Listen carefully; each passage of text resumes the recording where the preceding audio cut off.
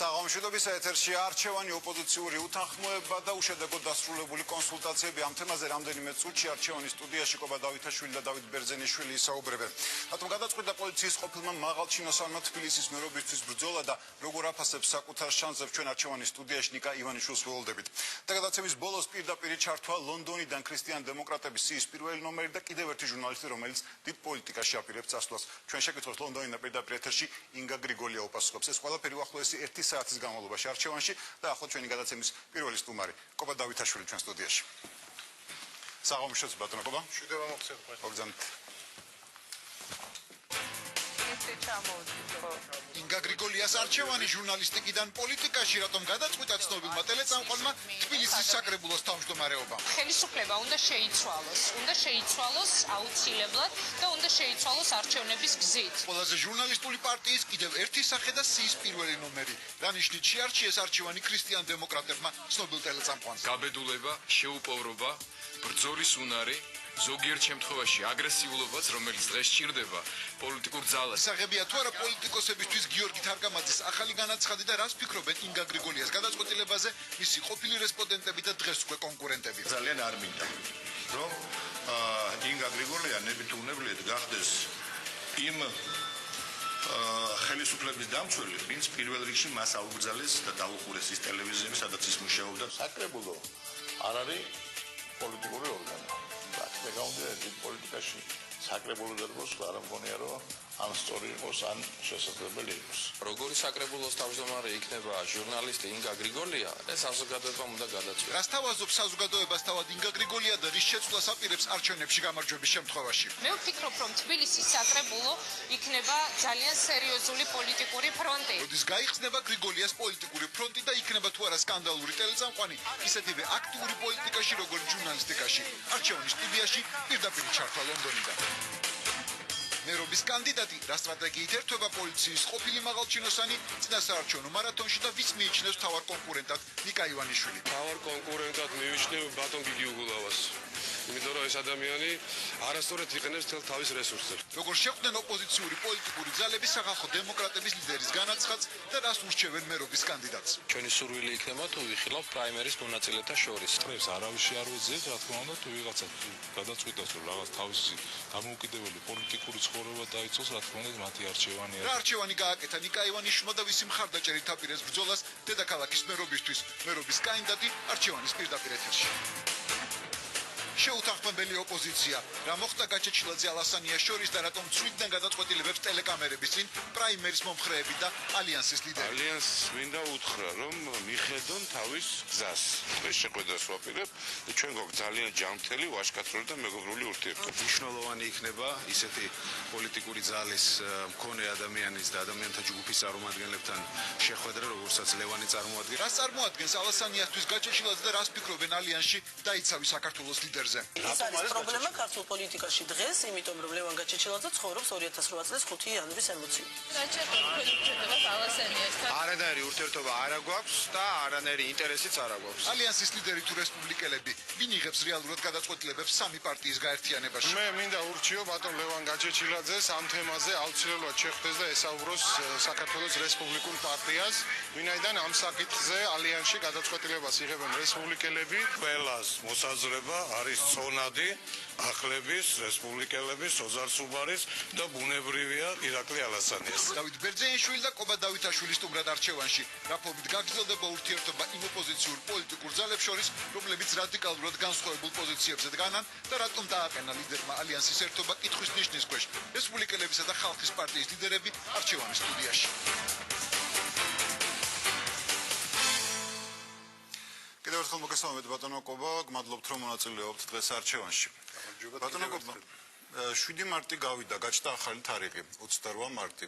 თქვენ აცხადებთ რომ პრაიმერის და სოციალური გამოკითხვის მომხრეთათვის თქვენი კარი ღიაა. ვის ელოდებით? ოპოზიციის მეორე ნაწილმა უკვე მკაფიოდ გამოხატა თავისი პოზიცია პრაიმერისთან დამოკიდებულებაში. ჩვენ ყველას პოზიციას პატივს ვცემთ, ჩვენი გზა გვაქვს, უსურვებთ კოლეგებს წარმატებებს, უბრალოდ ჩვენ არ ქონდა უფლება კიდევ ერთხელ საზოგადოების ინტერესებიდან გამომდინარე, ოპოზიციის გაერთიანების ინტერესებიდან გამომდინარე, არ დაგვიფიქსირებინა ის თარიღი და ის მოლოდინი, რომელიც ჩვენ გვაქვს, ჩვენ ველით ყველას, ვინც თავს მიიჩნევს ოპოზიციურ ძალად, არავის მიმართ არ ვაპირებთ კრიტიკას, იცით, მონაწილე პარტიები პრაიმერისა და სოციოლოგიური გამოკითხვისა შევთანხმდით, რომ 30 მაისამდე არც ერთ არასაპარლამენტო ოპოზიციურ ძალას არ ვესხმით თავს და მეტიც მათ თავდასხმებს არ უპასუხებთ. ჩვენი მთავარი მიზანი არის ამარჩევნებში გამარჯვება, ჩვენი მთავარი მოწინააღმდეგე არის ხელისუფლება და ამ საკითხებში ვიქნებით ჩვენ მოკავშირეები ყველა ოპოზიციურ ძალას. თუმცა კრიტიკა მაინც ისმის ბატონო კობაბე ბოლო დღეების განმავლობაში. ყოველ შემთხვევაში ეს ეხლა რაც ეთერში გავიდა განცხადება. ყოველ შემთხვევაში არა, მე არ ამგონი ეს კრიტიკა იყოს, მე პატივცემ რესპუბლიკელებს, პატივცემ მათ პოზიციას, მათ თავიდანვე დააფიქსირეს თავის პოზიცია, მიაღწიეს იმას, რომ ალიანსი ამ პოზიციამ გაიმარჯვა, მე ულოცავ ამ წარმატებას და მიმაჩნია, რომ მომავალში მოლაპარაკება უნდა იყოს. საკაზი მაინც შეიმჩნეოდა განცხადებაში. მომავალში ლაპარაკი უნდა შედგეს თლიანად ალიანსთან, არ იქნება სწორი, რომ ჩვენ ცალკეულ სუბიექტებს ვესაუბროთ და იმ ადამიანებთან კონსულტაციები აუცილებელია, ვინც თავის წინააღმდეგობას არ რა ფორმით წარმოგიდგენიათ ეს კონსულტაციები? რაზე უნდა შეთანხმდეთ ახლა ბატონო? არა, კონსულტაციად საკითხზე შეთანხმება მიღწეული არ არის და ალბათ ვერც მიაღწია ყოველთვის ასეთია პოზიცია დღეს. ჩვენ გვაქვს შენი ხედვა, თუნებას მომცემთ, ჩვენ ხედვას მოგახსენებთ. და გარკვეულ ანგარიშსაც ჩავაბარებ საზოგადოებასაც, თქვენც აგიხსნით რას ვაკეთებთ. ჩვენ გვინდა ძალიან ნაბიჯ, ძალიან კონკრეტული საქმეები გავაკეთოთ ჩვენი საზოგადოებისთვის. პატარა მაგალითებს მოგიყვანთ. ჩვენ დავიწყეთ პენსიების მომატებისთვის ბრძოლა, გახსოვთ, გასული წლის ნოემბერში პენსია პირიქით მოაკლდა გარკვეულ კატეგორიას, ვიბრძოლეთ და მივაღწიეთ, რომ აღდგა ეს პენსია.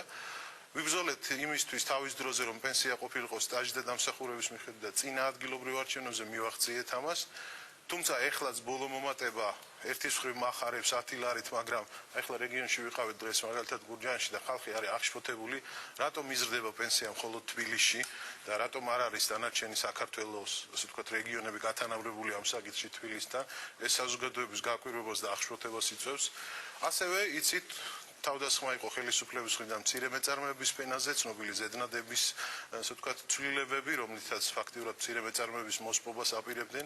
ჩვენ შევაჩერეთ ეს პროცესი და იმავდროულად ვაგრძელებთ ბრძოლას ფიქსირებული გადასახადისთვის, რათა მცირე მეწარმეობის ფენა გადარჩეს, რათა შეიქმნას ახალი სამუშაო ადგილები, რათა ჩვენი მოსახლეობა იყოს დასაქმებული. თუმცა ბატონო კობა, ამ ბრძოლამდე თქვენ გაქვთ ძალიან მნიშვნელოვანი გადაწყვეტილება მისაღები, რომ ერთიან კანდიდატს ჩამოყალიბდეს ოპოზიცია. ერთსაც ვიტყვი ბატონო ზალ და რა თქმა უნდა ვისაუბრებთ ამ თემაზე.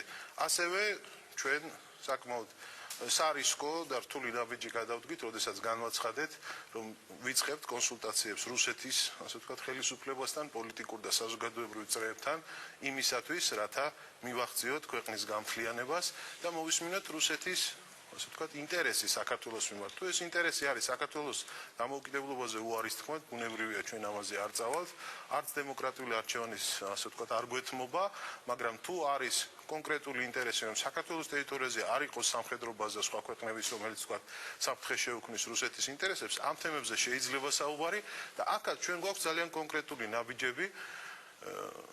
კერძოდ ფრენების აღდგენა, რომელიც უდაოდ არის ამ კონსულტაციების შედეგი, რომელსაც აწარმოებდა ჩვენი, ასე ვთქვათ, პრაიმერის ჯგუფის წარმომადგენელი ბატონი ზურაბ ნოღაიდელი რუსეთში, ეხლა ხელისუფლებაზეა წილი და მე მგონი ეს მნიშვნელოვანი ნაბიჯია. რახან რუსეთის თემაში შევეხეთ, მოდიცოთ და განვავრცოთ. კი ბატონო. რუსეთის ინტერესი ამ შემთხვევაში რა არის? თქვენ როგორ ფიქრობთ? საქართველოს დამოუკიდებლობის მიღწევა? საქართველოს ერთიანობის მიღწევა? რუსეთი რა თქმა უნდა არის იმპერია და როგორც ნებისმიერი იმპერია ცდილობს მაქსიმალური შედეგის მიღწევას მინიმალური დანახარჯით. ჩვენ ძალიან ზუსტად გვინდა რომ გავაგებინოთ საზოგადოებას რომ არავითარ შემთხვევაში ჩვენ არ ვაპირებთ ევროპულ დასავლურ არჩევანზე უარის თქმას. პირიქით რუსეთთან მოლაპარაკება შესაძლებელი გახდა მხოლოდ იმიტომ რომ აქ ამ რეგიონში წარმოდგენილია დასავლური პარტნიორები იმისათვის რომ არა ჩვენ ევროკავშირის ორიენტაციას ართმობთ, მაგრამ ნატოს წევრობაზე მზად ნატოს წევრობაზე მზად ვართ უარი ვთქვათ, რადგან ხედავთ რომ ნატოს წევრი ქვეყნები საკმაოდ საინტერესო და თავისთვის სასარგებლო კონსულტაციებს აწარმოებენ რუსეთთან. იცით თქვენ რომ ასე ვთქვათ საქართველოს საკითხში პოზიციის შერბილების საფასურად გერმანია მიიღო ძალიან მომგებიანი კონტრაქტი გაზზე, ამაზე ხელისუფლებაც საუბრობს. საფრანგეთმა მიიღო ძალიან მომგებიანი კონტრაქტი სამხედრო, ასე ვთქვათ, აღჭურვილობის ამ შემთხვევაში გემების გაყიდვაზე. ამერიკამ მიიღო თავისუფალი გზა ავღანეთისკენ მიმოვალ და საქართველოს ვერაფერი ვერ მიიღო. ეს არის მომგებიანი რუსეთთან ურთიერთობის. ჩემთვის მთავარი საკითხი რუსეთთან ურთიერთობაში ეს არის ნომერ პირველი საკითხი. აფხაზეთის და სამაჩაბლოს ასე ვთქვათ დაბრუნება საქართველოში, აფხაზების და ოსების დაბრუნება. თქვენ ეს მიგაჩნიათ რეალურად, რომ პუტინის ხელისუფლების პირობებში ასე ადვილად მოხდეს აფხაზეთის და სამხრეთოსეთის დაბრუნება ოპოზიციასთან დიალოგის მეშვეობით?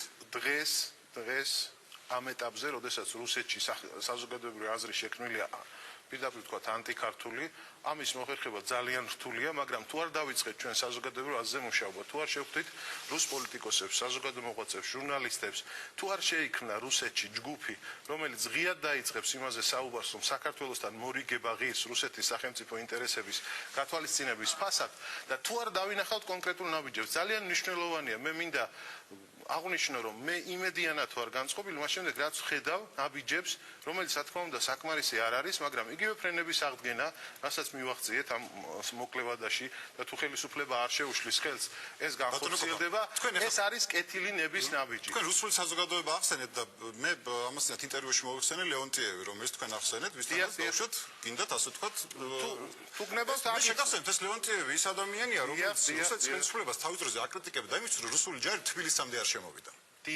დიახ, სწორედ ის ლეონტიევია. ასეთ ადამიანთან შეიძლება სწორედ ის ლეონტიევია, რომელიც აკრიტიკებდა ამისთვის და შემდეგ ერთი წლის თავზე რუსეთ-საქართველოს ომის 8 აგვისტოს, როდესაც საყოველთაო ზეიმები გაიმართა რუსეთში, რომ აი ჩვენ დავამარცხეთ საქართველოს, ვაჩვენეთ მუშტი ამერიკას, თელსოფლიოს დავანახეთ რა ძლიერები ვართ, მან პირიქით გააკრიტიკა რუსეთის ხელისუფლება და თქვა, რა გვიხარია, ჩვენ დავკარგეთ საქართველოს ჩვენ უნდა ვაიძულოთ საქართველოს რომ მშვიდობისაკენ იცით იმ აგრესიას ერქვა იძულება მშვიდობისაკენ არამედ უნდა ვაიძულოთ საქართველოს იყოს ტერიტორიული მთლიანი ჩვენ უნდა გავამთლიანოთ ეს ქვეყანა გავითვალისწინოთ და დავიცვათ აფხაზების და ოსების ინტერესები და მათთვის სათანადო გარანტიები უნდა შეიქმნას, მაგრამ თუ ქართველებს რამეს არ შევთავაზებთ სანაცვლოდ და თუ უბრალოდ ვისაუბრებთ იმაზე, რომ ჩვენი ამოცანა არის ქართული სახელმწიფოს დანგრევა, ბუნებრივია, ჩვენ მეგობარი საქართველოს ნაცვლად მივიღებთ პლაცდარმს რუსული ინტერესების წინააღმდეგ კავკასიაში. ეს იყო ჩემის აზრით ცაღი აზრი რუს იმპერიალისტისა. სწორედ ასეთ ადამიანს შეიძლება მოусმინონ რუსეთში. სამწუხაროდ ვერც ვალერია ნავადორსკაია და ვერც სხვა ვინმე დისიდენტი აი საზოგადოებრივ აზრს ვერ ქმნის სწორედ იმპერიალისტი უნდა გამოვიდეს იმ პოზიციით რომ საქართველოსადმი გარკვეული დათმობები და ნაბიჯები უნდა გადაიდგეს და პირველ რიგში სწორედ ტერიტორიული მთლიანობის საკითხში ასე რომ ჩვენ გადავთქვით თამამი ნაბიჯები და მე ჩამოგითვალეთ შედეგები რა შედეგებს მივახციეთ ჩვენ ვაპირებთ ამ შედეგებს მივახციოთ ჩვენ გავაგრძელებთ ბრძოლას იმისთვის რომ ჩვენი ქვეყანა გამთლიანდეს ჩვენ არ ვაპირებთ წინასაარჩევნო PR-ში, ასე ვთქვათ, ჩავერთოთ და ისეთი ტიპის PR-ი ვაწარმოოთ, როგორც განახორციელა ბატონმა სააკაშვილმა 2006 წელს ადგილობრივი არჩევნების წინ, მე მინდა წინასაარჩევნო თემას დავუბრუნოთ, ეხლა ბატონო შეგახსენოთ, აბრა უბრალოდ განსხვავება ძალიან შორს წამყვანს საერთოდ ვისაუბროთ. სწორედ წინასაარჩევნო თემაზე მინდა გითხრათ 2006 წელს მიხეილ სააკაშვილმა არჩევნების მოგების მიზნით 5 აგენტი, რომელიც დაკავებული იყო საქართველოში, დამამცირებელი პროცედურით, ასე ვთქვათ, მთელი მსოფლიოს დასანახად რუსეთის სილის გაწვნის ფორმით დაუბრუნა რუსეთს. როდესაც აზერბაიჯანმა იმავე დროს 2 აგენტი ისე დააკავა და ისე გადასცა რუსეთის მხარეს, რომ არანაირი შოუ არ მოუწია. ჩვენ არ ვაპირებთ ჩვენი PR-ი ვაწარმოოთ და ჩვენი ვაშკაცობა თუ აგრესიული პოლიტიკა თუ ასე ვთქვათ თანამიმდევრული პოლიტიკა ვაწარმოოთ ჩვენი ქვეყნის ინტერესების ხარჯზე. ჩვენი ამოცანა არის, რომ გქონდეს ნორმალური კეთილმეზობლური ურთიერთობა რუსეთთანაც, გქონდეს ძალიან ნორმალური ურთიერთობა და ასე ვთქვათ მეგობრული ურთიერთობა ამერიკის შეერთებულ შტატებთან და ნატოს წევრ ქვეყნებთან, მაგრამ იმასაც ვხედავთ, რომ არ გვღებულობენ ამ ნატოში ბატონო და მიაღწია რუსეთმა იმას ბატონო გობრო რუსეთს საქართველოსთან კეთილმეზობლური ურთიერთობა არც ერთი ხელისუფლების პირობებში არ დაერგია. აბსოლუტურად გეთანხმებით. ისიც ძალიან კარგი. თქვენ რა გარანტიებს იღებთ, რომ ახლა დაამყარებს ამერიკის ყოფნა, ამერიკული სამხედრო ბაზების გახსნის მუქარა, რომელსაც მუქარად აღიქვამს რუსეთი. დღეს რუსეთს უბიძგებს, რომ იყოს ბევრად უფრო კეთილგონიერი და ჩვენ ეს მომენტი ხელიდან არ უნდა გაუშვათ და უნდა მოვისმინოთ. ჩემთვის თავარი არის გამთლიანება ქვეყნის. თუ რუსეთისგან ჩვენ მოვისმენთ ქვეყნის გამთლიანებისკენ გადადგმულ ნაბიჯებს და რა თქმა უნდა ეკონომიკური თემა მნიშვნელოვანია, მაგრამ არავინ არ გამიგოს. აქ უნდა გადაიდგეს სწორედ ამ მიმართულებით. ჩვენ ველით და ვაპირებთ მაგალითად დავიწყოთ მუშაობა, რომ პირველ ეტაპზე დაიწყოს დევნილების დაბრუნება ახალგორის რაიონში და კოდორში. იქ სადაც სახლები არ დაზიანებულა, არ დამწვარა და ეს იქნება ძალიან კონკრეტული ნაბიჯი. შედეგით გამსაჯოთ ვერანაირ გარანტიებზე დღეს მე ვერ ვისაუბრებ, არც იმედით ვარ და არც უიმედოდ განწყობილი, ძალიან ხიზლად უყურებთ, მუშაობთ, რომ მივახციოთ კონკრეტულ შედეგებს ჩვენი ქვეყნით. ბატონო გოგო, სწორედ რუსეთის ფაქტორი გახდა ერთ-ერთი წყალგამყოფი ოპოზიციაში შორის, რა ვითარებას დღეს არის, ანუ ქართულ ოპოზიციაში. მე მინდა შეგახსენოთ ახლა კახა კუკავას განცხადება, მან განაცხადა რამდენიმე დღეს წინ, რომ ლევან გაჩილაძე ერთ-ერთი ასე ვთქვათ ალტერნატიულ კანდიდატია თბილისის მერობის პოსტზე. ანუ ლევან გაჩილაძე შეიძლება რომ თქვენი საერთო კანდიდატი გახდეს და თქვენ მოხსნათ მის სასარგებლოდ კანდიდატურა? ჩვენ მის სასარგებლოდ კანდიდატურის მოხსნას არ ვაპირებთ, არა იმიტომ რომ რაიმე უპატივცემულობა გვაქვს მის მიმართ, ძალიან დიდ პატივს ვცემ, ძალიან გაგვიხარდება თუ კი ბატონ ლევანი ჩაერთვება ჩვენს პრაიმერში სოციოლოგიურ გამოკითხვაში, მოგეხსენებათ ალიანსმა შემოგთავაზა და ჩვენ დავთანხმდით სოციოლოგიურ გამოკითხვაზე, რატომღაც მათ თავისი სიტყვა უკან წაიღეს, მაგრამ ჩვენ არ წაგვიღია ჩვენი სიტყვა. 5 და 8 აპრილამდე ჩატარდება ასეთი სოციოლოგიური გამოკითხვა თბილისში. თუ ბატონი ლევანი 28 მარტამდე მიიღებს გადაწყვეტილებას, ჯერ ჩაერთოს არჩევნებში, შემდეგ დააყენოს საკუთარი კანდიდატურა და შემდეგ ამ სოციოლოგიურ გამოკითხვაში მიიღოს მონაწილეობა. გულწრფელად გეუბნებით, თუ ის გაიმარჯვებს და საზოგადოების უმეტესობა მას დაუჭერს ხარს, ერთგულად დაუდგებით გვერდზე და როგორც ვიბრძოლდით საპრეზიდენტო არჩევნებში, ისე ვიბრძოლებთ, მაგრამ კანდიდატურის მოხსნას არ ვაპირებთ, ჩვენ გვაქვს ჩვენი ხედვები, არის განსხვავებები, არის სხვადასხვაობები და მინდა რომ თქვენი თანამებრძოლის გაგახსენეთ, კახა კუკას მოვიდა, რომ ჩვენ არანაირი ინტერესი არ გაგვაჩნია დაუშვათ იგივე ალიანსის მიმართ. მე მართალი გითხრათ, ასეთ მკაცრ შეფასებას არ გავიზიარებდი და ვიტყოდი, რომ რა თქმა უნდა ინტერესი გაგვაჩნია. რა თქმა უნდა ჩვენ ძალიან გაგვიხარდება. თქვენს თქმით, რომ ალიანსში რესპუბლიკელები იღებენ გადაწყვეტილებას და არა მათი ლიდერი. არა, იცით რა შეასახმე? ფაქტია, რომ ბატონ ალასანია სურდა გაერთიანება, რესპუბლიკელები იყვნენ წინააღმდეგი, რესპუბლიკელების იდეამ გაიმარჯვა, ამიტომ ჩვენ ვაფასებთ ჩვენს კოლეგებს და არ ვაპირებთ სხვათა შორის და თავიდანვე განვაცხადეთ, რომ გაერთიანებული ოპოზიცია რაშიც თავის დროზე ალასანი. არც ვარწმუნებდით მართალი გითხრათ, ჩვენ ქონდა ძალიან ღია პოზიცია ამ საკითხთან დაკავშირებით. მე მინდა გითხრათ, ჩვენი ამოცანა არ არის ალიანსის დაშლის ფასად ჩვენი გაერთიანება. არავითარ შემთხვევაში ჩვენ მოველით და განვიხილავთ ალიანს როგორც ერთიან პოლიტიკურ სუბიექტს. ყველა მისი წევრი პარტიის აზრი არის ძალიან მნიშვნელოვანი. ყველამ ერთად უნდა მიიღოს ეს გადაწყვეტილება. თუ ასეთ გადაწყვეტილებას მიიღებენ, ჯერჯერობით ჩვენ ვიცით, რომ მათ ასეთ გადაწყვეტილების მიღებას არ აპირებენ, პატივს ვცემთ მათ არჩევანს და არ ვაპირებთ მათ კრიტიკას დარჩენილი კამპანიის პერიოდში. ჩვენ ჩვენი გზა გვაქვს. ნოღაიდელი რომ დაგეთმოთ თავის დროზე. გამორიცხავთ რომ დღეს შესაძლოა ერთიანობა უფრო დიდი ყოფილიყო ოპოზიციაში. ბატონ ზალ, ჩვენ ნოღაიდელს ვერ გავაგდებდით პრაიმერიდან, იმიტომ რომ მოვიდა პოლიტიკური ძალა, ხელი მოაწერა პრაიმერს და მე შეგახსენებთ, რომ დაგვითმოზე არ იდგა საკითხი. მინდა შეგახსენოთ. ასე იდგა საკითხი. არა, უკაცრავად. ყველა -1 იყო ასეთი შემოთავაზება. უკაცრავად. ასეთი მკაცრი პირობაც კი ფაქტიურად ჩვენი მხრიდან იქნა დაკმაყოფილებული, რატომ არ გახსოვთ ეს? როდესაც ბატონმა ზურაბ ნოღაიდელმა თვითონვე განაცხადა, რომ ერთიანობის გულისთვის ის მზად არის გადგეს გვერდზე, ჩვენ მივიღეთ ორი ფაქტიურად ულტიმატუმის ფორმით დაყენებული პირობა იყო. ერთი არა პრაიმერს, დიახ სოციოლოგია. თვეების განმავლობაში ჩვენი კოლეგები გვარწმუნებდნენ სოციოლოგიის უპირატესობაზე პრაიმერთან შედარებით. ჩვენ მივიღეთ გადავლახეთ ჩვენი ემოციები, ჩვენი დარწმუნებულობა, მივიღეთ მათი წინადადება. ბატონი ზურაბ ნოღაიდელი იმავე პრესკონფერენციაზე, სადაც ეს განცხადება გავაკეთეთ, გამოგბრძანდა და თქვა, რომ თუ ჩვენი კოლეგები ჩაერთვებიან 7 მარტამდე ამ პროცესში, მე არც ორგანიზებაში, არც დაფინანსებაში ამ სოციოლოგიური გამოკითხვის არანაირ მონაწილეობას არ მივიღებ. სოციოლოგიური გამოკითხვის. ეს იყო წინაპირობა, რომ იყოს არა პრაიმერი, არამედ სოციოლოგიური გამოკითხვა, საკრებულოების ნაწილში ცალ-ცალკე წავიდეთ, სოციოლოგიაში მონაწილეობა არ მიიღოს ნოღაიდელო, ჩვენ ორივე პირობა დავაკმაყოფილეთ. ვერ გავიგეთ შემდეგ წინადადების უკან წაღების ვერც მიზეზი და ვერც საბაბი.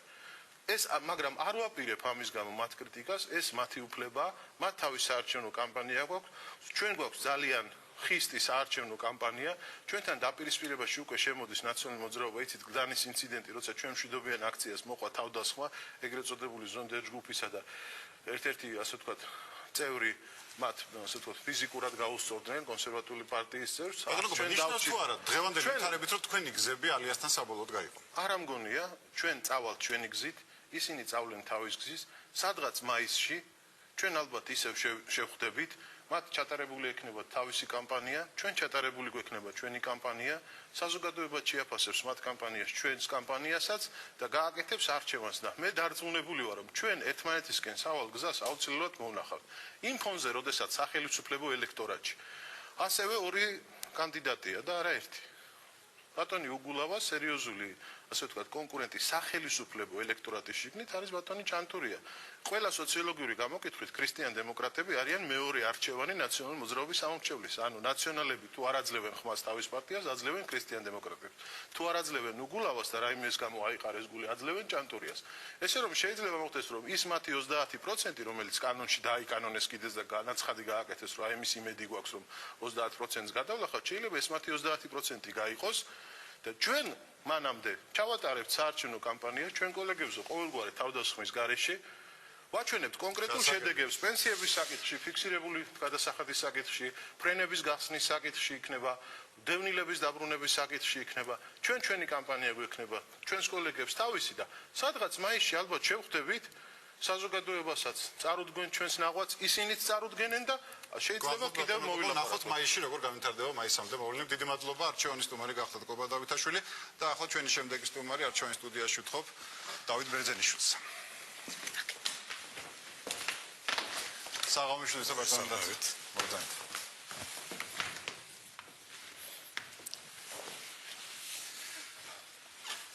ბატონ დავით, მე მინდა გავაგრძელო კობა დავითაშვილის მიერ დაწყებული თემა.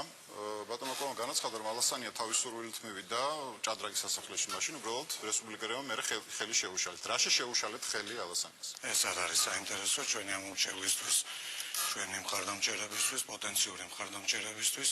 საინტერესოა ის, თუ როგორ იმზადება ალიანსი, მერობის კანდიდატი ირაკლი ალასანია, საკრებულოს თავმჯდომარეობის კანდიდატი სოზარ სუბარი ამ არჩევნებისთვის ჩვენ ახლა ვართ შტაბების ჩამოყალიბების პროცესში ძალიან მალე, ძალიან სოლიდურად ალიანსი წარსდგება როგორც თბილისში, ისე ბათუმში, ზუგდიდში, ქუთაისში, ფოთში და საქართველოს ყველა საარჩევნო კამპანიაც არ დაგიწყდა, ბატონო დავით, თუმცა 2 თვე არის დარჩენილი არჩევნებამდე. ძალიან ცოტა დროა. სწორედ იმის გამო, რომ დრო ცოტა არის დარჩენილი და ერთგვარი შეფერხება იყო ამ კონსულტაციების გამო, ამის გამო ჩვენ მივიღეთ საბოლოო გადაწყვეტილება და ჩვენ სტარტი რეალურად უახლოეს დღეებში უკვე გვექნება.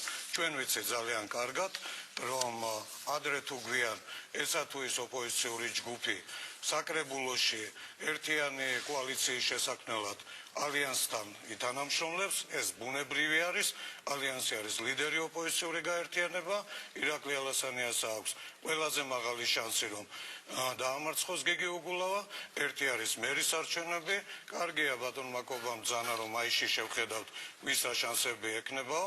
მაისში დაგვიანებული ხო არ იქნება ძალიან შანსების გადახედვა. არა, ჩვენ დაწყებული გვაქვს ეს ბრძოლა, ეს კარგი არის და თუ ეხლა ვინმე მაისში დაინახავს იმას, რასაც ჩვენ დღეს ვხედავთ და მერობის კანდიდატობაზე ვარცით, დღეს თქვენი ლიდერი საქართველოსდან წავიდა და როგორ აპირებთ ამ საარჩევნო კამპანიის დაწყებას და როდის? ჩვენი ლიდერი ძალიან სერიოზულად მუშაობს და ძალიან უშლის ხელს ხელისუფლებას მისი ხელოვნური მექანიზმებით გიგი უგულავას გაყვანაში, სწორედ იმის გამო, რომ ალიანსი არის, ირაკლი ალასანი არის მთავარი კონკურენტი ნაციონალური მოძრაობის და არა მარტო ნაციონალური მოძრაობის, არამედ ნაციონალური ალიანსის, იქ პატარ-პატარა ჯგუფებიც ყავს ნაციონალურ მოძრაობას თავთავის კანდიდატებითაც და გიგი უგულავას მთავარი კონკურენტია, ამიტომ ბუნებრივი არის, რომ ხელისუფლება მაქსიმალურად ცდილობს, რომ თავად აერიდოს ამ პროცესებს. ჩვენი მთავარი საქმე არის, რომ საბოლოოდ უკვე გავიდეთ ჩვენ ამომრჩეველზე, ჩვენი ჯანდაცვის პროგრამით, ჩვენი განათლების პროგრამით, ჩვენი ეკონომიკური პროგრამით, ურბანისტები მუშაობენ და ამას გარდა თვითმმართველობითი ფუნქციებისა, თბილისის თვითმმართველობა, საკრებულოს მერიას ექნება ძალიან მნიშვნელოვანი ფუნქცია. ეს საარჩევნო კამპანია არის სააკაშვილის ხელისუფლების დამარცხების დასაწყისი. გასაგებია, ბატონ დავით, მე ძალიან ბევრი კითხვა მქონდა თავად ირაკლი ალასანიასთან, რომელსაც მინდოდა პირადად მომესმინა პასუხები, თუმცა ჩვენ ძალიან დიდი მცდელობა გქონდა, რომ სტუდიაში მოგვიყვანა ბატონ ირაკლი, თუმცა ის მუდმივად უარს აცხადებს და ეს პირველი შემთხვევა არ არის, როდესაც უარს აცხადებს რუსთავი 2-ის ეთერში გამოჩენაზე. ამიტომ მე იძულებული ვარ, რომ თქვენ დაგისვათ ის კითხვები, რომელიც ბატონ ირაკლისთან მქონდა. მე უბრალოდ შეგახსენებთ რამდენიმე დღის ქრონოლოგიას, ბატონ დათო, რომელიც ახლა მე სპეციალურად ჩამოვწერე. დავიწყებ მარჯანიშვილის თეატრით, სადაც თქვენი ლიდერი ლევან გაჩეჩილაძესთან მივიდა და თქვა, რომ დაიწყება მოლაპარაკებები ერთიან კანდიდატზე და იქნება შეთანხმების ფორმულა სხვადასხვა გზით შეიძლება მიიღწიოს. მეორე დღე, როდესაც თქვენ გამოხვედით ახლო მარჯვენებთან ერთად და განაცხადეთ, რომ ფორმულა არის ყველა -1. თქვენ მაშინ ალასანიას გარეშე საუბრობთ.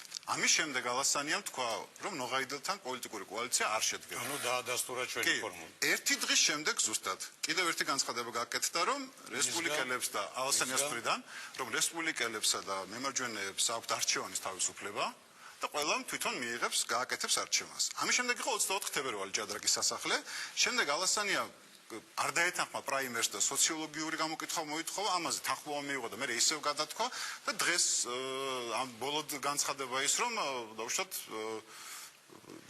მარტო აპირებს არჩევნებში პოზიციას.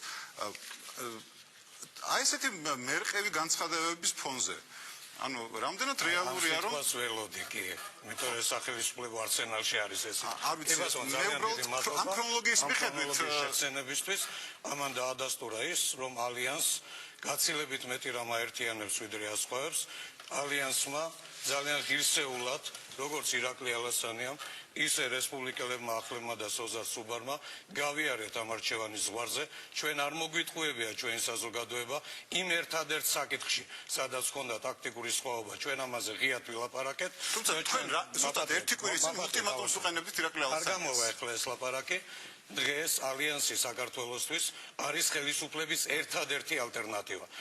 ძალიან კარგია რომ სხვა ოპოზიციური ჯგუფები ნელ-ნელა ხვდებიან იმას რომ ალიანსთან ერთად პირდაპირ ან პირივი ფორმებით უნდა ეცადონ ხელისუფლების წინააღმდეგ ბრძოლას. ჩვენ ძალიან სერიოზული სხვაობა გვაქვს ხელისუფლებასთან.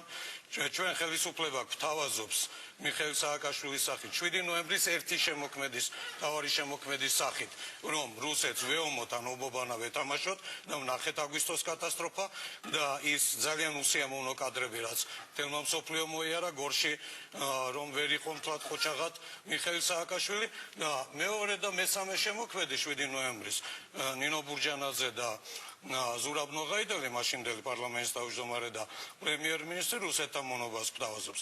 ჩვენთვის ორივე გზა მიუღებელია.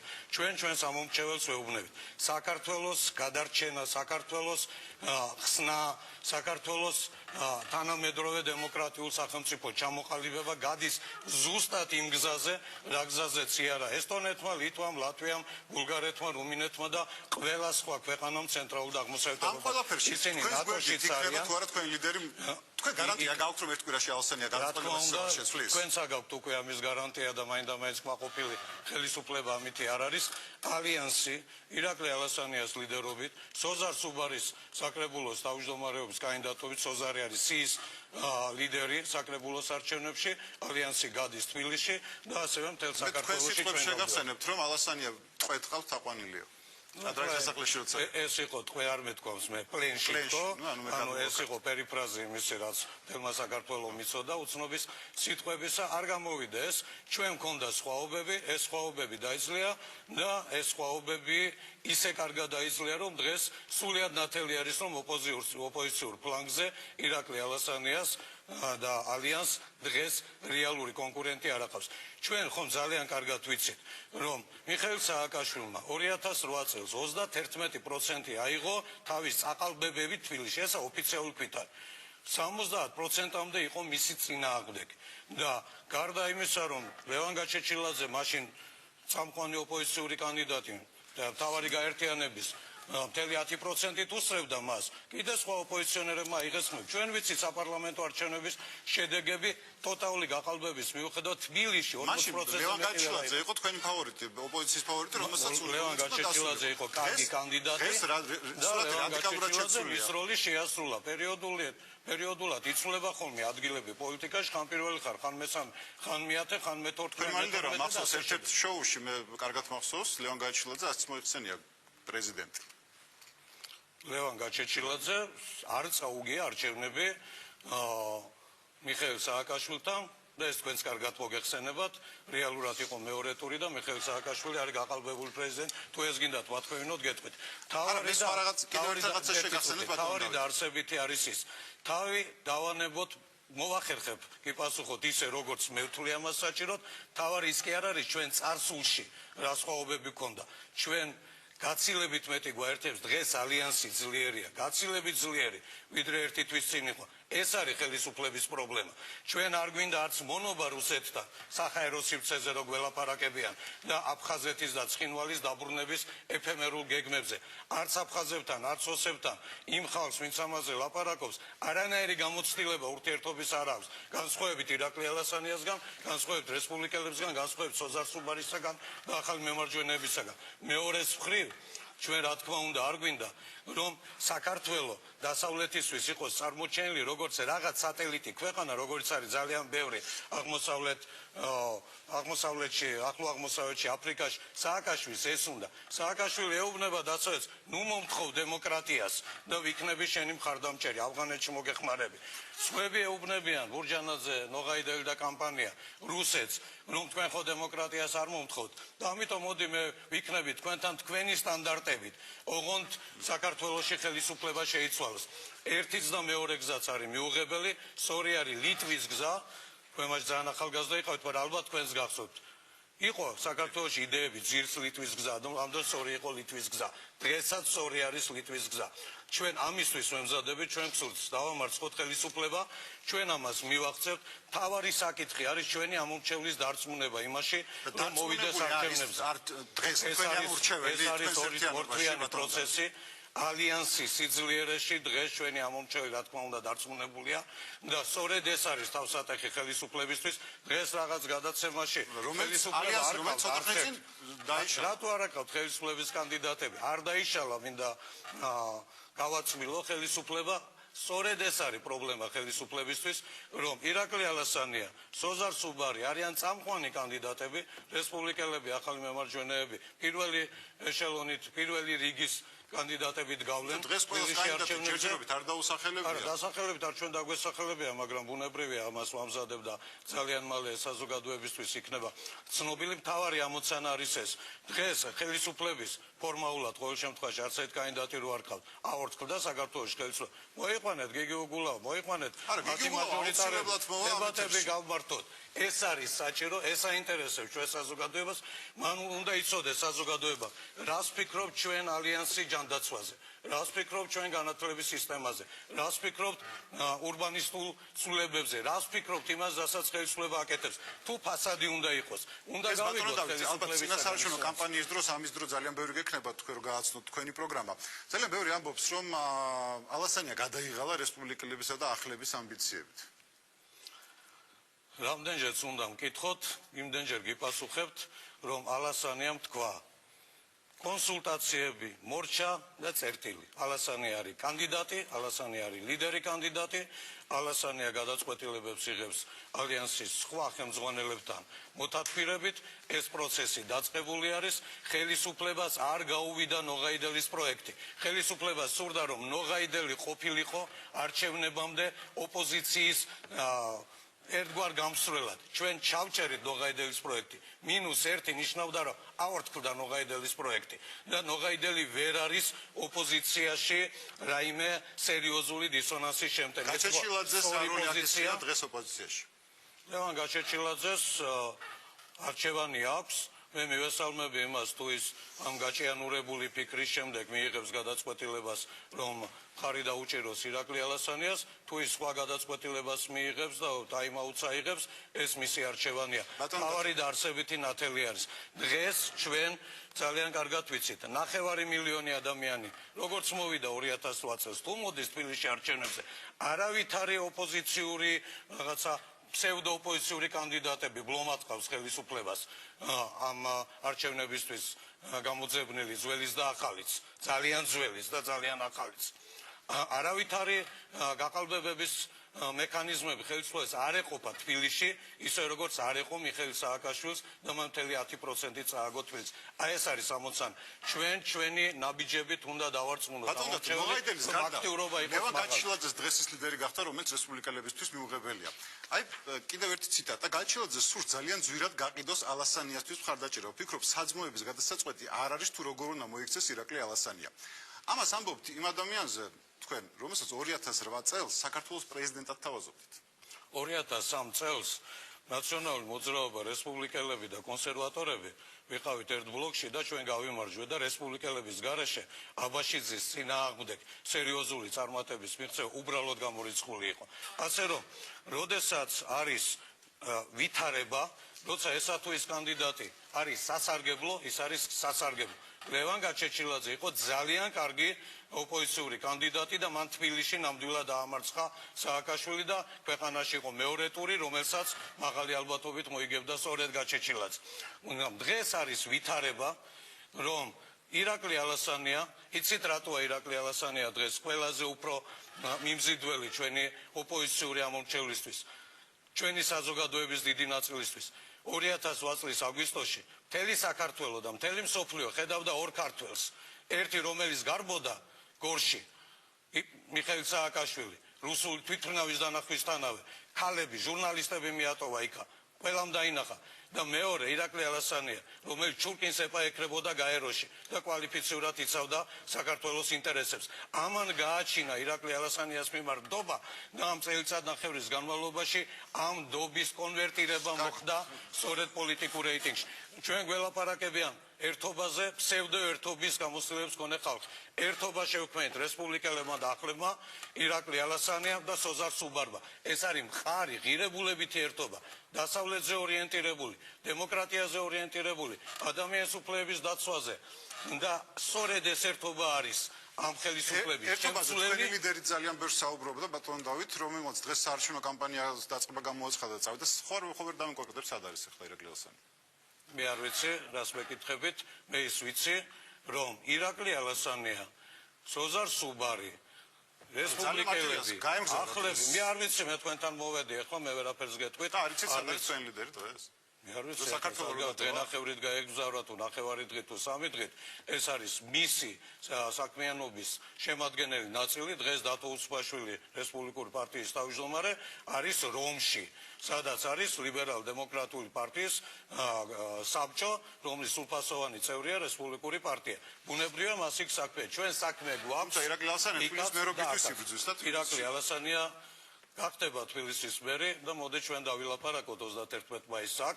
მით უმეტეს თუ ხელისუფლებას მეტი არაფერი დარჩენია, გარდა იმისა, რომ აი რაკი არ გამოგვივიდა ირაკლი ალასანიას ცოტა გასვრა ნოღაიდელით. მაშინ ირაკლი ალასანია ეხლა თურმე თბილისში არ არის და მიდის. ბატონ დავით, ბოლო შეკითხვა ჩვენი დრო იწურება, ინგა გრიგოლიამ დააყენეს ქრისტიან-დემოკრატებმა საკრებულოს თავმჯდომარეობის პოსტს. დღეს ინგა გრიგოლია ჩვენ ჩართოში გვეყოლება და მის პოზიციას მოვისმენთ გადაცემის ბოლოს. თქვენ როგორ უყურებთ ინგა გრიგოლიას?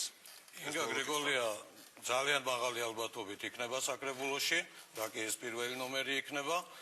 რა ფუნქცია ექნება იქ ამას განსაზღვრავს ამომრჩეველი. მე წარმატება მინდა უსურვო ინგა გრიგოლიას იმ პოლიტიკური მარათონის საწყის ეტაპზე, რომელსაც ის შეუდგა. არის თუ არა თქვენთვის სერიოზული კონკურენტი ინგა გრიგოლია? საკრებულოს თავმჯდომარე იქნება კოალიციაში ლიდერი პოლიტიკური გაერთიანების პირველი ფიგურა. ძალიან მაღალი ალბათობით ლიდერი პოლიტიკური გაერთიანების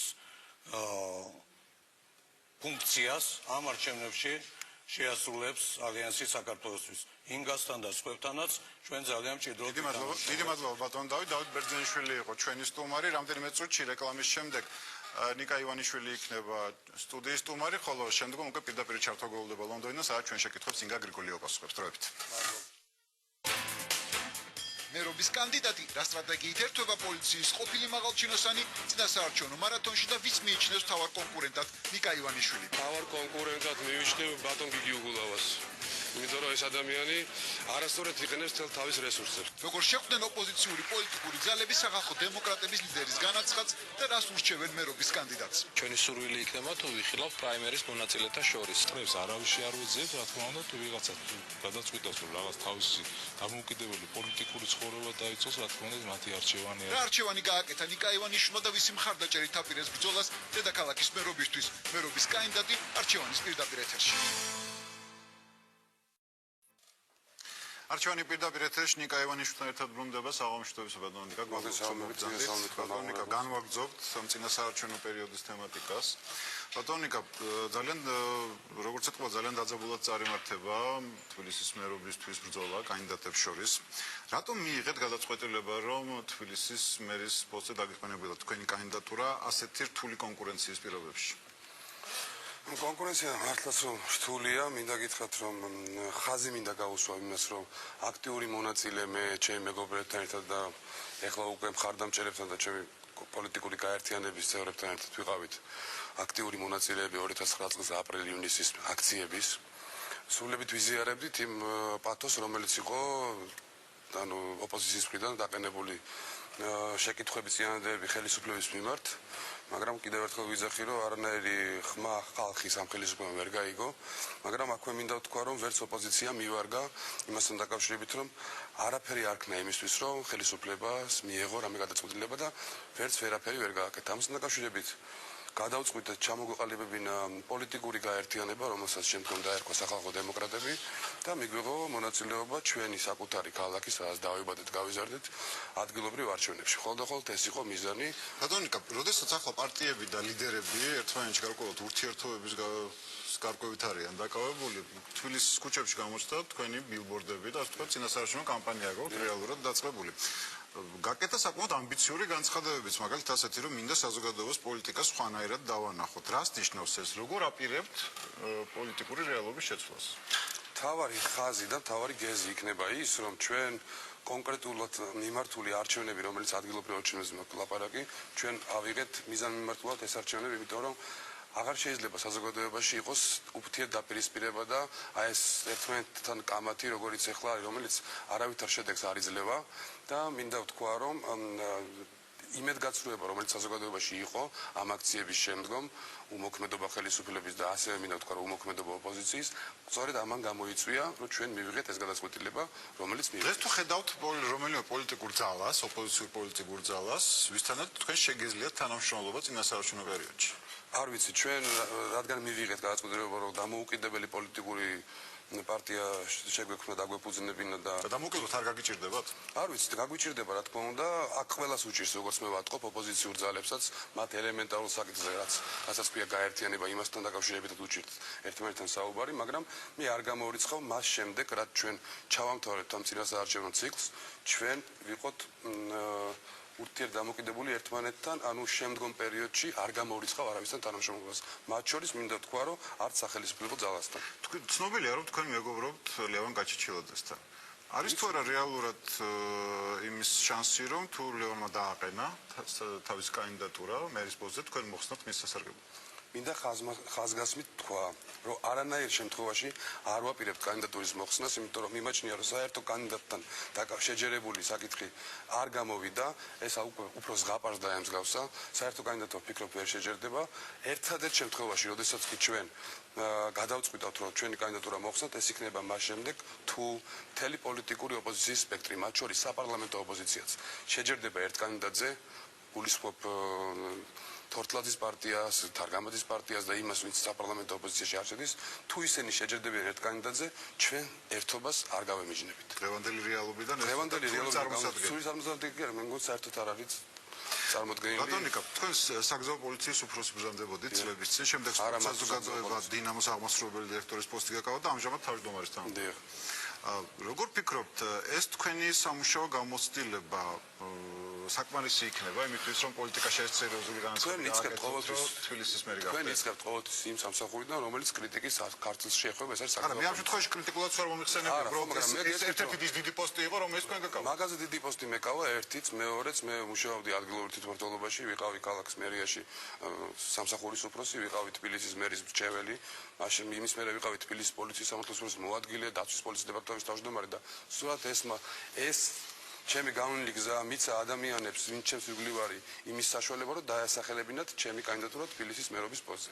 მხოლოდ ეს იყო. მე ვფიქრობ, რომ არანაირად ხელს არ შემიშლის, თუ ხელს არ შემიწყობს ის ვინ არიან ეს ადამიანები, ვინც თქვენს ირგვლივ პრეზენტაციაზე, პარტიის პრეზენტაციაზე საკმაოდ ბევრი დავინახეთ ცნობილი სახე, მაგრამ აი კონკრეტულად ვინ არიან ეს ადამიანები, ვინც კონკრეტულ ადამიანებს წინა საარჩევნოდ, როცა პროცესი დაიწყება, მე მხოლოდ და მხოლოდ დავაფიქსირეთ ერთი კანდიდატი, რომელიც ვაკეში მაჟორიტარულ ოლქში იქნება, ეს არის ბატონი დავით ჭელიძის კანდიდატურა, რომელიც მინდა ვთქვა, რომ ესევე გამოცდილია ადგილობრივ ორგანოებში მუშაობის, თვითმმართველობის ორგანოებში, დანარჩენ კანდიდატებს საზოგადოებას წარუდგენთ სათითაოდ, იმიტომ რომ ის ადამიანები ჩვენ უნდა ნაწილი გავაცნოთ საზოგადოებას, ნაწილს აუხსნათ თუ რატომ ვაყენებთ ამ კანდიდატურებს. ეს კითხვები იყო საკრებულოს თავმჯდომარის, რადგან ფორმატი ისე წარიმართო, რომ უნდა დაასახელო მერობის კანდიდატს. ჩვენთან მიდის შიდა პარტიული კონსულტაციები, არაფერს ერთი კაცი არ წყვეტს, იქნიკა ივანიშვილი, იქ არიან ადამიანები, რომლებიც ღიად საჯაროდ კენჭისყრით აფიქსირებენ ამან თუ იმ კანდიდატს. როდესაც შევჯერდებით თითოეულ კანდიდატზე, ეს კანდიდატი საჯაროდ იქნება ცნობილი. ბატონიკა, თქვენ განაცხადეთ, რომ მერობის საერთო კანდიდატის გამოვლენის პროცესს ხელს უშლის ხელისუფლება, ანუ ყველაფერში ხელისუფლების ხელი ურევია. ხელისუფლების ხელი ურევია ყველა პროცესში, რაც ქვეყანაში. კონკრეტულად რაში ხედავთ თქვენ ამას? ხედავ იმაში, რომ არიან ადამიანები, რომლებიც იძახიან, რომ ჩვენ მაგალითად ვართ სახელისუფლებო პროექტი, ზოგიერთმა ადამიანმა დღევანდელ პრესაში გააჟღერა ეს თავის აზრი, მაგრამ მინდა ვთქვა, რომ ესეთი დამოკიდებულება ოპოზიციას ჩვენ არავის არ ვლანძღავთ, არავისთან არ გვინდა კონფრონტაციის შესვლა, ჩვენ გვინდა გავაკეთოთ ჩვენი საქმე, კონკრეტულად ამ პერიოდში თბილისთან მიმართებაში და ვფიქრობ, რომ მიზანს მივახცევთ. ყველანაირ მიზანს კი რომელიც ჩაფიქრებული გვაქვს. ამიტომ კიდევ ერთხელ ვიძახი, პოლიტიკური გაერთიანება სახალხო დემოკრატები არ შეიქმნა 30 მაისისთვის.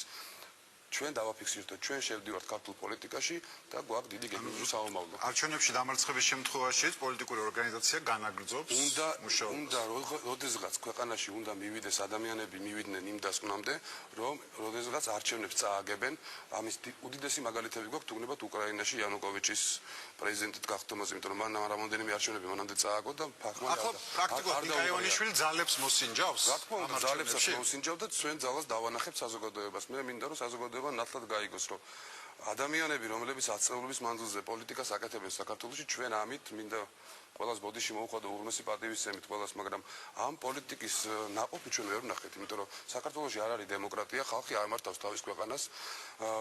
ნახეთ დღეს გამოაქვეყნა ამერიკის შეერთებული შტატების სახელმწიფო დეპარტამენტმა დასკვნა, რომელშიც არის გაკრიტიკებული მთელი ის პროცესები, რომელიც საქართველოში მიმდინარეობს, ადამიანის უფლებების დაცვის, პრესის თავისუფლების და ასე შემდეგ. ამიტომ ეს ადამიანები ამ ხნის მანძილზე ამ ელემენტარულ საკითხებს ვერ აგვარებენ, ჩვენ დემოკრატიაზე გვაქვს პრეტენზია გვაქვს იმისი, რომ შევიდეთ რაღაცა ევროპის სახლში, ჩრდილოატლანტიურ ალიანსში გავწევრიანდეთ და თუ ეს ელემენტარული პირობები არ შევასრულეთ და მე ამის მოუწოდებ ხელისუფლებას და მოუწოდებ ოპოზიციასაც, რომ ეს პირობები უნდა იყოს შესრულებული, რომ ჩვენ საფრთხის ქვეშ არ დავაყენოთ ჩვენი ქვეყნის მომავალი. და ბოლო შეკითხვა ბატონიკა, რამდენად აქტიური იქნებით თქვენ და თქვენი პარტია წინასაარჩევნო პერიოდში? ჩვენ უკვე აქტიურები ვართ, როგორც თქვენ აღნიშნეთ, ბილბორდების სახით ჩვენ ბევრი გვაკრიტიკებს ამასთან დაკავშირებით, მაგრამ ვიქნებით ძალიან აქტიურები, შეხვედრებს ჩავატარებთ ღიას, შეშეთევაში დახურულს, იმიტომ რომ გავიგოთ ადამიანების აზრი, ჩვენ აზრს არავის არ ვახვევთ. ჩვენ ვეძახით ადამიანებს, მათ ვესაუბრებით და გვინდა ვიმოქმედოთ ისე, როგორი დაკვეთაც იქნება ჩვენი. დიდი მადლობა ბატონიკა, წარმატებას გისურვებ. არჩევანის სტუმარი გახდათ ნიკა ივანიშვილი, თბილისის მერობის კანდიდატი. ჩვენ რამდენიმე წუთში დავბრუნდებით და გველდება პირდაპირ ჩართვა ლონდონიდან, სადაც ჩვენ შეკითხვას უკვე ინგა გრიგოლია უპასუხებს. ინგა გრიგოლიას არჩევანი ჟურნალისტიკიდან პოლიტიკაში რატომ გადაწყვიტა ცნობილმა ტელეწამყვანმა თბილისის საკრებულოს თავმჯდომარეობამ. ხელისუფლება უნდა შეიცვალოს აუცილებლად და უნდა შეიცვალოს არჩევნების გზით. ყველაზე ჟურნალისტული პარტიის კიდევ ერთი სახე და სიის პირველი ნომერი. რა ნიშნით შეარჩიეს არჩევანი ქრისტიან დემოკრატებმა ცნობილ ტელეწამყვანზე. გაბედულება, შეუპოვრობა, ბრძოლის უნარი, ზოგიერთ შემთხვევაში აგრესიულობაც, რომელიც დღეს ჭირდება პოლიტიკურ ძალას. ისაღებია თუ არა პოლიტიკოსებისთვის გიორგი თარგამაძის ახალი განაცხადი და რას ფიქრობენ ინგა გრიგოლიას გადაწყვეტილებაზე მისი ყოფილი რესპონდენტები და დღეს უკვე კონკურენტები. ძალიან არ მინდა, რომ ინგა გრიგოლია ნებით უნებლიეთ გახდეს იმ ხელისუფლების დამცველი, ვინც პირველ რიგში მას აუგზავნეს და დაუხურეს ის ტელევიზიები, სადაც ის მუშაობდა. საკრებულო არ არის პოლიტიკური ორგანო. და აქ გამოდიეთ პოლიტიკაში საკრებულო დარგოსლა არ მგონია რომ ან სწორი იყოს ან შესაძლებელი იყოს. როგორი საკრებულოს თავმჯდომარე იქნება ჟურნალისტი ინგა გრიგოლია, ეს საზოგადოებამ უნდა გადაწყვეტოს. რას თავაზობს საზოგადოებას თავად ინგა გრიგოლია და რის შეცვლას აპირებს არჩევნებში გამარჯვების შემთხვევაში? მე ვფიქრობ, რომ თბილისის საკრებულო იქნება ძალიან სერიოზული პოლიტიკური ფრონტი. როდის გაიხსნება გრიგოლიას პოლიტიკური ფრონტი და იქნება თუ არა სკანდალური ტელეწამყვანი, ისეთივე აქტიური პოლიტიკაში, როგორც ჟურნალისტიკაში. არჩევნის სტუდიაში პირდაპირ ჩართვა ლონდონიდან.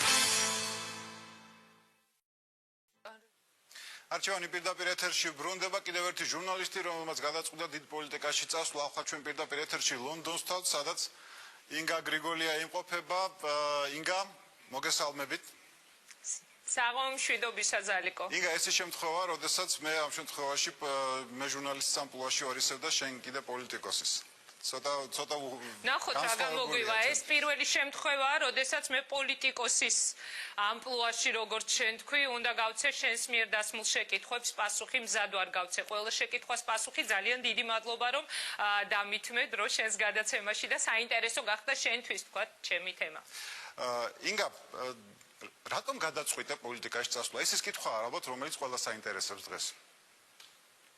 იცი რა, მე არ ვთვლი რომ ძალიან შორს ვიყავი როდესმე პოლიტიკისგან, მე აღარ მახსოვს უკვე დაახლოებით 12 წელია ხო ამ საქმეს ვაკეთებდი და ყოველთვის ვიყავი პოლიტიკასთან იმდენად ახლოს რომ ეს კითხვა თავისთავად მე მგონი აი დიდ გაოცებას უпростоრე ჩემი გადაწყვეტილება არ უნდა იწევდეს რომ შეიძლება ერთმშვენიერ დღეს ინგა გრიგოლიას გადაეწყვეტა პოლიტიკაში წასვლა. წავედი სულ ბოლო პროექტი როდესაც შეჩერდა, მას შემდეგ სახში როდესაც საბოლოოდ გავარკვიე რომ ეს პროექტი აღარ გრძელდება და ძალიან ბევრი ვიფიქრე, რა შანსები მაქვს მე კიდევ რომ გავაკეთო რომელიმე პროექტი. სხვადასხვა არხები, უამრავი არხი, რომელიც მოვიარე ამ პერიოდის განმავლობაში და პატარ-პატარა კომპრომისებიც იყო ვაღიარე პირდაპირ ეთერში იმისათვის რომ ვთქვათ პროექტი გააკეთვა. აი რაღაცაზე, აი სულ ფიქრობ, ნერვიულობ, ერთი პროექტი იხურება, იწყება მეორე პროექტი, მაგრამ შენ აკეთებ ყველაფერს, იმიტომ რომ შენ ხარ ჟურნალისტი, შენ ხარ ვალდებული რომ ერთ პროექტს რო დაგიხურავენ გააკეთო მეორე.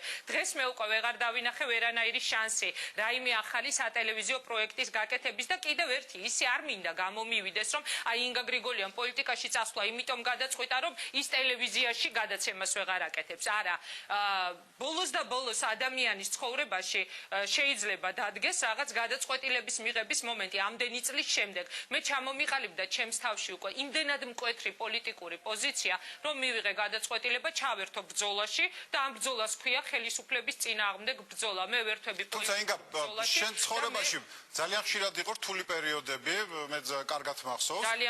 ძალიან ბევრი იყო და მაშინ არ მიგიღია შენ ესეთი რადიკალური გადაწყვეტილება და დღეს მიიღე რომ წახვიდე პოლიტიკაში.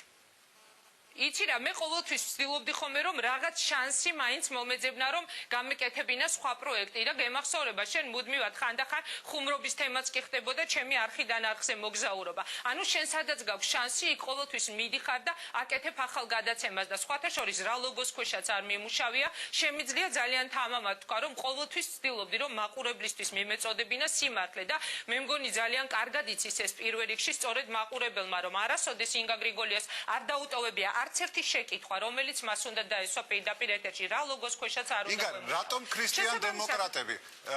იმიტომ რომ მათთან შენ რაღაც კოლეგიალური ურთიერთობები გაახლოვებს? არა, ახლობლობა და მეგობრობა, როდესაც იღებ ასეთ სერიოზულ გადაწყვეტილებას, არაფერ შუაში არ არის. ქრისტიან დემოკრატები, გიორგი თარგამაძე და მისი გუნდი არიან ადამიანები, რომლებთანაც მე მაკავშირებს მრავალწლიანი ძალიან სერიოზული ურთიერთობა.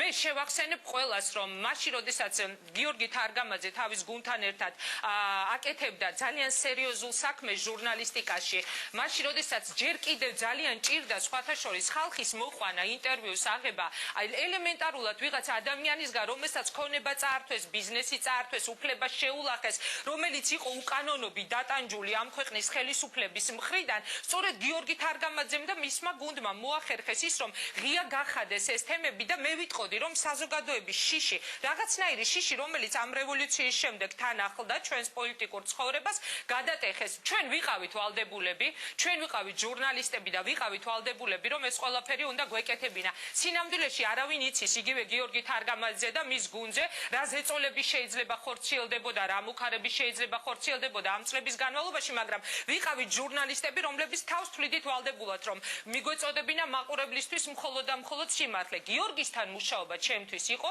ძალიან დიდი სიამოვნება. გამარჯვების შემთხვევაში მხარდაჭერის თვალსაზრისით, ერთი წუთი და ამიტომ მივიღე ეს გადაწყვეტილება. მე ვიყო მასთან ერთად და მის გუნდთან ერთად. დიახ, ზალიკო. ინგა, რატომ საკრებულოში? იმიტომ რომ ადრე იყო საუბარი რომ პარლამენტში უნდა გასულიყავი დეპუტატის მანდატით, ანუ ესეთ შემოთავაზებაც ქონდა, იყო ასეთ საუბარი.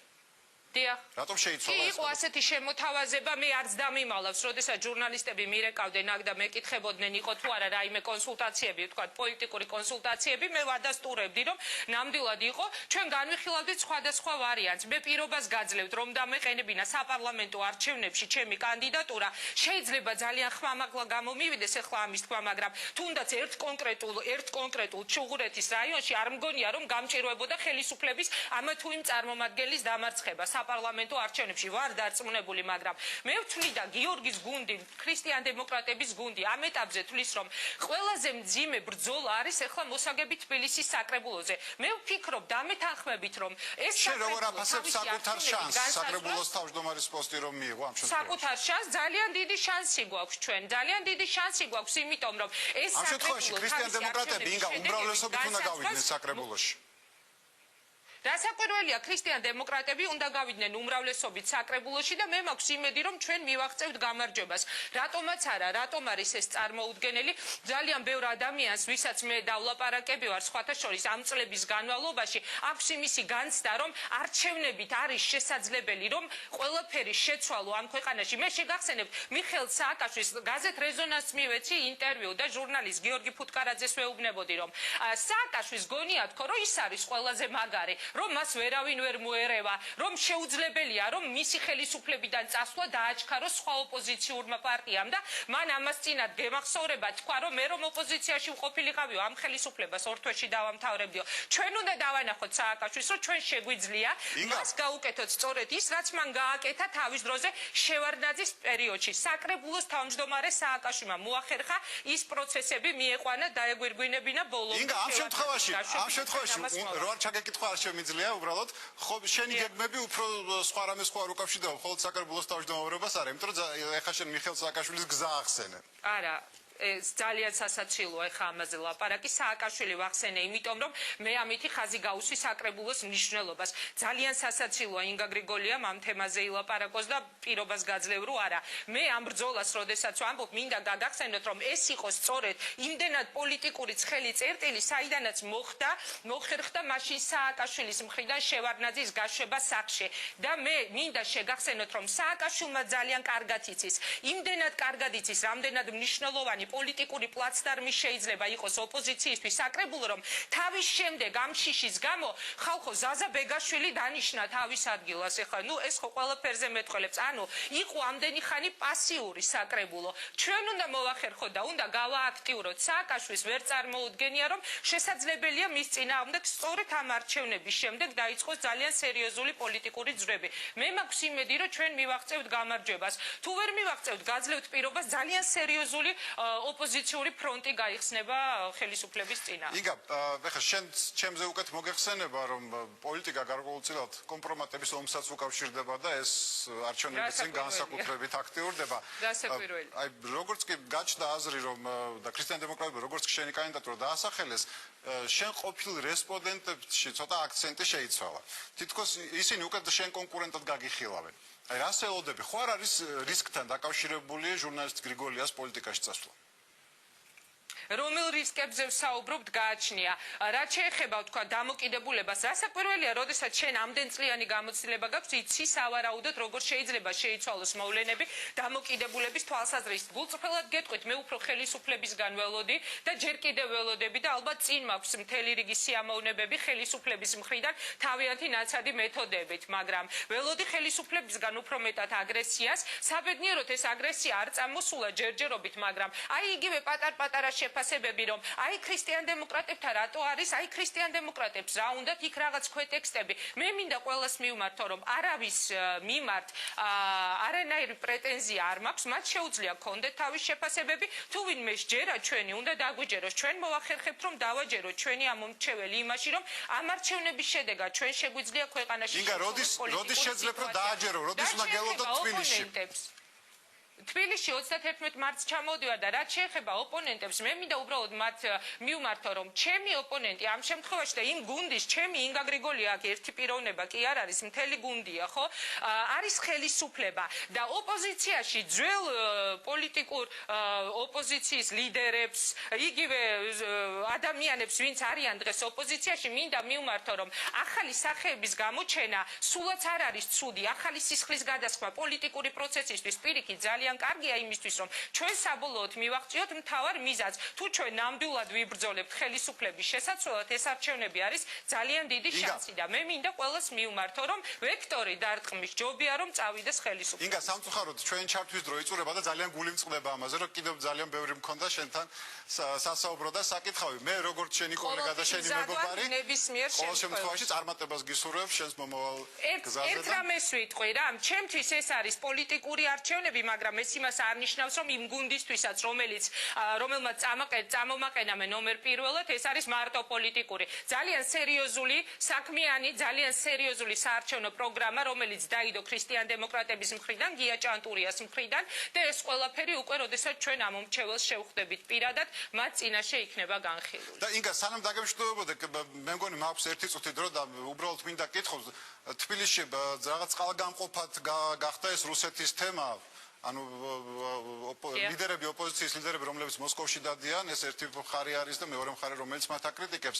ანუ შენი პოზიცია როგორი არის დღეს რუსეთთან მიმართებაში, რა დამოკიდებულება გაქვს ამ ფაქტთან დაკავშირებით?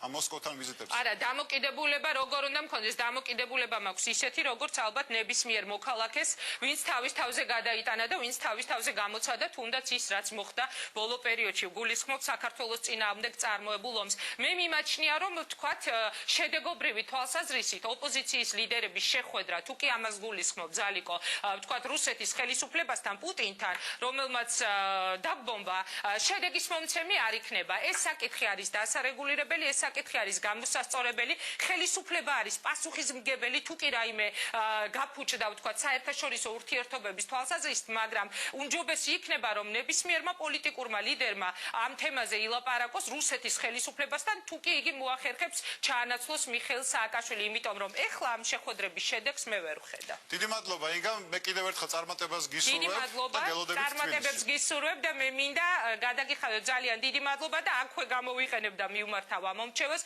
ძალიან ბევრი, ძალიან საინტერესო, ძალიან სერიოზული წინადადება, შეთავაზება, რომელსაც მიიღებთ ჩვენგან, ეს იქნება ჩვენი წინასაარჩევნო კამპანია. კარგი, დგა, მაშინ დაველოდოთ ინგა გრიგოლიას შეთავაზებას უკვე წინასაარჩევნო კამპანიის პერიოდში. ასეთი იყო არჩევანი დღეს, მე ერთი კვირით გემშვიდობებით, ნახვამდის.